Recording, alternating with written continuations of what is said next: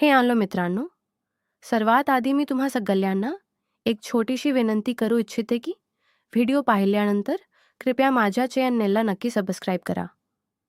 हे व्हिडिओ बनवण्यासाठी मी खूप मेहनत घेते आणि याच माध्यमातून मी माझा खर्च चालवते. जे कोणी माझ्या चॅनेलला सबस्क्राईब करतील त्यांच्यासाठी मी मनापासून प्रार्थना करते की त्यांचे आयुष्य खूप सुंदर, समृद्ध, आनंदी आणि सुखी होवो. प्लीज माझ्या चॅनेलला नक्की सबस्क्राईब करा. मी पाणी पिण्याच्या बहाण्याने तिच्या जवळ गेलो, हातातील तांब्या बाजूला ठेवला आणि तिच्या अगदी समोर कोरपायला बसलो. मला जवळ आलेलं पाहून ती क्षणभर थबकली. तिने वर पाहिलं आणि तिचे ते पाणीदार डोळे थेट माझ्या नजरेला भिडले. तिने पटकन नजर खाली झुकवली आणि विचारलं, धनी तुम्ही येथे कशाला? तर चला मित्रांनो, माझी ही कथा सुरुवातीपासून सुरू करू. त्या दिवशी वैशाख वणवा पेटला होता. आभाळातून जणू आगीच्या गोल्या बरसत होत्या. पण माझ्याच 5 एकर रानात मात्र वेगळीच लगबग सुरू होती. जोंधळाच्या पेरणी होऊन महिना झाला होता आणि आता खुरपणीच काम जोरात होतं. मी विहिरीच्या काठावर बसून इंजिन चालू केलं आणि पाण्याची धार पाहू लागलो. पण माझं लक्ष पाण्याकडे नव्हतं, माझं लक्ष होतं त्या 5-6 बायकांमध्ये वाकून काम करणाऱ्या कमलकडे. ती शेजारच्या गावची, पण यंदा आमच्याकडे कामाला आली होती. तिने डोक्याला पदराचा वेढा मारला होता, पण तरीही उन्हाने तिचा चेहरा अगदी गुलाबासारखा तांबूस झाला होता. हाताने साप खुरपत चालवत ती मातीशी खेळत होती. मी ठरवलं आज मालक म्हणून नाही तर तिच्या शेजारी बसून काम करायचं. मी पाणी पिण्याच्या बहाण्याने तिच्या जवळ गेलो, हातातील तांब्या बाजूला ठेवला आणि तिच्या अगदी समोर खुरपायला बसलो. मला जवळ आलेलं पाहून ती क्षणभर थबकली. तिने वर पाहिलं आणि तिचे ते पाणीदार डोळे थेट माझ्या नजरेला भिडले. तिने पटकन नजर खाली झुकवली आणि विचारलं, धनी तुम्ही इथं कशाला? कुणाचं बादल तुम्हाला?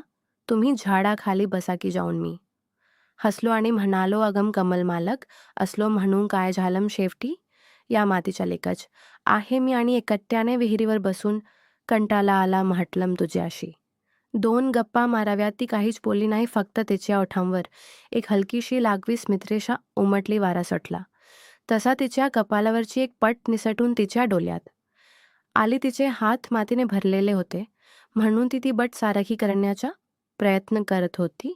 मी नकलत हात पुढे केला पण लगेच थांबलो. आमची नजर पुन्हा एकदा भेटली. त्या शांततेतही खूप काही बोललं जात होतं. मी तिला म्हणालो, कमल तुझ्या हाताला लय गुण आहे. तुझ्या झाडाला हात लावशील ना ते सोन्यासारखं डोलू लागतंय. तिने लाजून मान खाली घातली आणि हलूच म्हणाली, धनी तुम्ही पण ना उगाच काहीतरी बोलताय. आम्ही गरीब माणसं कष्ट करणं आमच्या रक्तात आहे. मी म्हणालो, कष्ट तर सगळेच करतात ग, पण तुझ्या कामात वेगळीच माया आहे. जणू तू या जमिनीशी गोष्ट करतेस. दुपारची वेळ झाली होती.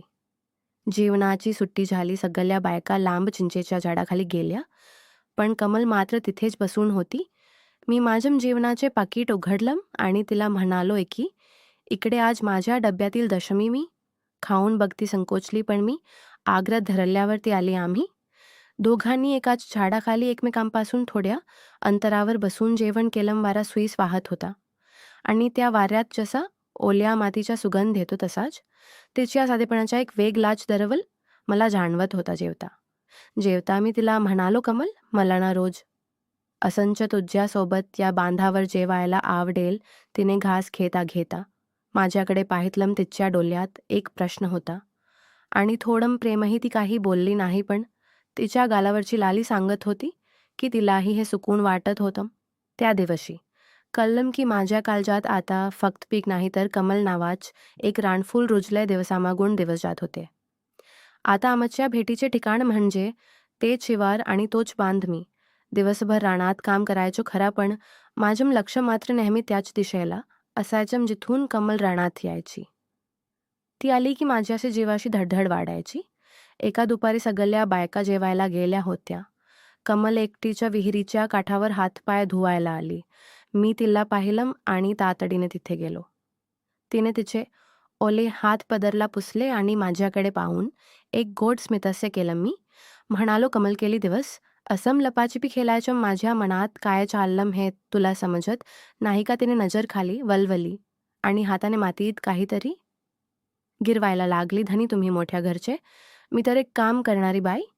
हे सगळं कसं व्हायचं? तिने हलूच विचारलं. मी तिच्या जवळ गेलो आणि म्हणालो, मोठेपण आणि गरिबी ह्यात नाही ग कमलमाना, आणि मनातील माया असावी लागते. मी तुला पहिल्यापासूनच माझ्या घराची लक्ष्मी मानलंय. तू फक्त हो म्हण, बाकी सगळं मी बघून घेईन. त्या दिवशी मी रानातून एक छान रानफूल तोडून तिला दिलं. तिने ते फूल घेतलं आणि तिच्या केसात मावळलं. तिच्या त्या फुलापेक्षा सुंदर दिसत होती. मी तिला वचन दिलं, कमल, एकदा का लग्नाची गाठ पडली ना, मग तुला असम रानात कष्ट करायला लागणार नाही. मी तुला एका राणीसारखं ठेवीन. तुला कशाचीच कमतरता भासू देणार नाही. कमल हसून म्हणाली, पण मला राणी बनवून बसायची हवस नाही. मला तर तुमच्या खांद्याला खांदा लावून या मातीशी सेवा करायची आहे. तुम्ही सोबत असाल ना तर मला कोणतंही कष्ट मोठं वाटणार नाही. आमची ती दुपारच्या वेळेतली भेट खूपच रोमॅन्टिक होती. वाऱ्याचा झोक आमच्या सोबत हसत होता. मी तिला म्हणालो, बघ कमल, हा वारा पण साक्षीला आहे, हे रान, ही माती आणि हा विहिरीचा काठ, सगळ्या गोष्टी आमच्या प्रेमाचा पुरावा देतील. आम्ही दोघांनी सोबत मिळून पुढच्या पिकाबद्दल आणि आमच्या होऊन घातलेल्या संसाराबद्दल खूप स्वप्न पाहिली. मी तिला म्हणालो, यंदा पिकाचे उत्पन्न चांगलं निघालं ना की लगेच तुमच्या घरी लग्नाचा शब्द टाकतो. ती लाजून तिथूनच निघून गेली. पण जाता जाता तिने एकदा मागे वळून माझ्याकडे पाहिलं. त्यात नजरेत मला माझ्या सगळ्या प्रश्नांची उत्तरे मिळाली होती. आमच्या स्वप्नांची पेरणी तर झाली होती. आता फक्त त्या स्वप्नाच्या फुलाची वाट पाहायची होती. आमचं लग्न झालं आणि कमल माझ्या घरी लक्ष्मी होऊन आली. सुरुवातीचे काही दिवस जणू स्वप्नातच होते. आम्ही दोघे मिळून रानात राबायचो, पण नियतीच्या मनात काहीतरी वेगळंच होतं. त्यावर्षी मृग नक्षत्र कोरड गेलं. आभाळात ढग यायचे, पण पाऊस न पडताच निघून जायचे. बघता बघता पावसाला संपला आणि अख्खा महाराष्ट्र दुष्काळाच्या छायेत आला. माझं 5 एकर रान जे कधी काली हिरवागार असायचं ते आता हळूहळू करपू लागलं. विहिरीने तलगाटला होता. उपास करून करून पाणी संपलं आणि एक दिवशी इंजिन फक्त दूर सोडू लागलं. मातीला मोठ्या भेगा पडल्या. जणू ती जमीन तहाडीने व्याकुल होऊन आवासून उभी होती. मी पार खचून गेलो होतो. रात्रीची झोप उडाली होती. डोळ्यासमोर उभं पीक जलताना पाहणं, एका शेतकऱ्यासाठी पोटाच्या पोराला मरताना पाहण्यासारखं असतं. मी डोक्याला हात लावून घराच्या ओट्यावर बसलो होतो. मला राहून राहून मी कमलला दिलेलं वचन आठवत होतं, तुला राणीसारखं ठेवीन. पण आज तिच्या सध्या गरजा पूर्ण करणं ही कठीण झालं होतं. मी कमलला जवळ बोलावलं आणि रडत म्हणालो, कमल, मी हरलो ग, तुला सुखाकात ठेवायचं वचन दिलं होतं, पण आज तुला ही गरिबी आणि हा दुष्काळ भोगावा लागतोय. माझ्या नशिबाच दारिद्र्य लिहिलंय. तू माझ्याशी लग्न करून उगाच संकटात पडलीस. माझे शब्द ऐकून कमल क्षणभर शांत झाली. तिने माझे थरथरणारे हात आपल्या हातात घेतले. तिचे डोळे ओले होते, पण त्यात एक वेगळाच ठामपणा होता. ती म्हणाली, धनी, असं बोलून मला परक करू नका. तुम्ही मला राणी बनवायचं स्वप्न पाहिलं, पण मी तुमची अर्धांगिनी आहे. सुख पाहिलं तर दुःखही सोबतच सोसायचं असतं ना. तिने उठून आपल्या खोलीत गेली आणि एक छोटी डब्बी घेऊन बाहेर आली. तिने ती डबी माझ्या हातात ठेवली. त्यात तिचे लग्नातले सोन्याचे मणी आणि साधे दागिने होते. मी हादरलोच. म्हणालो, हे काय करतेस कमल? हे तुझे दागिने आहेत. हे मी कधीच विकणार नाही. ती शांतपणे म्हणाली, धनी, हे दागिने म्हणजे फक्त सोनं आहे, पण तुम्ही माझ्या आयुष्यात आहात. हे गाण ठेवा किंवा विका, पण खचू नका. आपण पुन्हा मेहनत करू, नवीन विहीर खोदू किंवा टंकरने पाणी आणू, पण हे रान वालू द्यायचं नाही. मी स्वतः तुमच्यासोबत पुन्हा रानात माती उकलायला तयार आहे. तिच्या त्या शब्दांनी माझ्या मृतप्राय झालेल्या मनाला पुन्हा उभारी दिली. मला जाणीव झाली की माझं खरं सोनं माझ्या डब्यात नाही, तर माझ्या समोर उभ्या असलेल्या एका कमलमध्ये आहे. तिने दिलेला तो आधार एखाद्या मोठ्या डोंगरासारखा होता. त्या रात्री मी ठरवलं, काहीही झालं तरी या मातीतून पुन्हा सोनं पिकवायचं. कमलने दिलेले ते दागिने घेऊन मी शहरात गेलो. ते विकताना काळजात सरळ झालं, पण समोर कापणार रान आणि कमलचा तो ठाम चेहरा दिसत होता. त्या पैशातून मी शेतात एक नवीन कूपनिका बोरवेल घ्यायचं ठरवलं. अख्ख्या गावाने मला वेड्यात काढलं. सदाशिव वारे दुष्काळात कुठे पाणी लागत आहे का, उगाच पैसे वाया घालू नको असं म्हणणारे खूप होते. पण कमल माझ्या पाठीशी ढाल बनवून उभी होती. तिने स्वतः हाताने नारळ वाढवला आणि बोरवेलचं काम सुरू झालं. 100 फूट 200 फूट 500 फूट पाणी लागत नव्हतं, पण हृदय धडधडत होतं. पण कमल शांतपणे देवासमोर दिवा लावून बसली होती. अचानक 6 बुटावर यंत्रातून पांढरा शुभ्र फेस बाहेर आला आणि आनंदाची कारंजी उडाली. विहिरीला पाणी लागलं होतं. पुढचे 6 महिने आम्ही दोघांनी रात्रंदिवस एक केला. मी नांगर धरला तर कमलने बियाणे पेरलं. पण उन्हात जेव्हा ती मला भाकरी घेऊन यायची तेव्हा तिच्या चेहऱ्यावर थकवा नसायचा, तर एक वेगळे समाधान असायचं.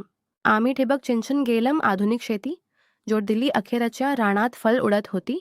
तिथे आता सोन्यासारखा जोंधला आणि डबडबे फलबाग बोलू लागली. कापणीचा दिवस आला. पीक इटक जोमात आलम होतं की अख्खा पंचक्रोशीत आमचं नाव झालं. पहिल्या पिकाचे पैसे हातात आल्यावर मी सरळ सराफाच्या दुकानात गेलो. कमलचे तेच दागिने मी परत सोडवून आणले.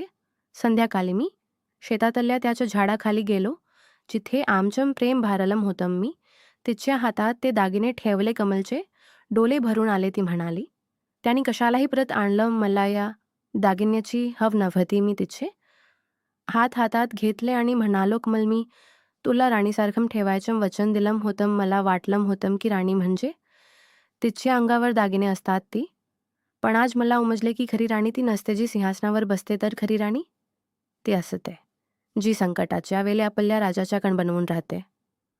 तू या शेतीचीच नाही तर माझ्या आयुष्याची खरी लक्ष्मी आहेस.